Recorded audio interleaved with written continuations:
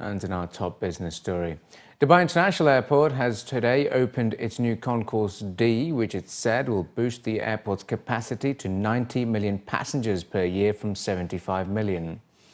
The concourse, which is part of a $1.2 billion investment to enhance service and capacity, is linked to the newly renovated Terminal 1 by an airport train that can transport 300 passengers per trip. The opening comes after months of intensive testing and a successful operational trial involving 2,000 members of the public earlier this month.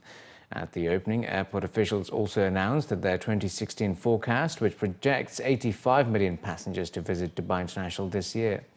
Concourse D features new well-being concepts, 9 lounges, including 5 airline lounges, a new Al Majlis lounge, 2 Dubai International hotel lounges, and a Marhaba VIP lounge.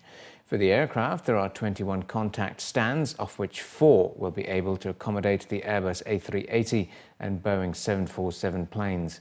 Dubai International Airport recently retained its position as the world's #1 for passenger traffic for a second year after traffic exceeded 78 million in 2015. On the sidelines of the Gulf Food Trade event, the UAE Minister of Economy has met the Russian Minister of Agriculture to discuss trade cooperation in agriculture and food security between the two countries. The UAE imports around 80% of its food requirements, a major challenge that the UAE is working to overcome in the future, according to His Excellency Sultan bin Saeed Al Mansouri. Non-oil trade between the UAE and Russia, including trade in free zones, stood at $3 billion in 2014, which makes the trade relationship with Russia particularly important. The two parties discussed ways of bolstering economic and trade cooperation in agriculture and food security through joint investments, the exchange of expertise, as well as using the UAE's advanced infrastructure as a gateway for Russian goods to the Middle East and North Africa. Minister Al Mansouri said his ministry prioritizes food security at all talks with strategic partners. The minister also noted that the UAE is interested in benefiting from what he described as Russia's non-traditional solutions to common challenges in managing water resources and arable lands.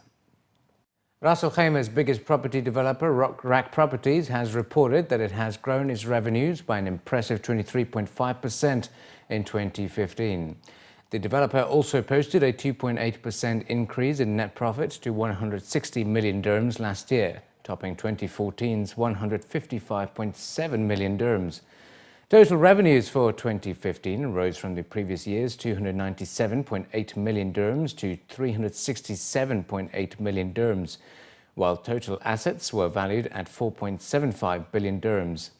A proposal of dividends distribution of 5% cash for the year 2015 was also recommended by the board, and it will be presented on the company's annual general meeting due to be held on the 12th of March.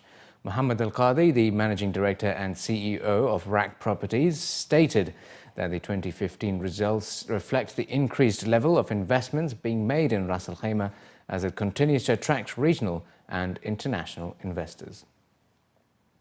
And Dubai-based district cooling services provider Emirates Central Cooling Systems Corporation recorded a net profit of 516 million dirhams for the fiscal year 2015, representing an impressive 27% increase over 2014.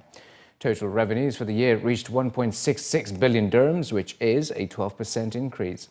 The CEO of Empower stated that it achieved an annual increase of 6.7% in its cooling capacity to pass it over 1,115,000 refrigeration tons in 2015.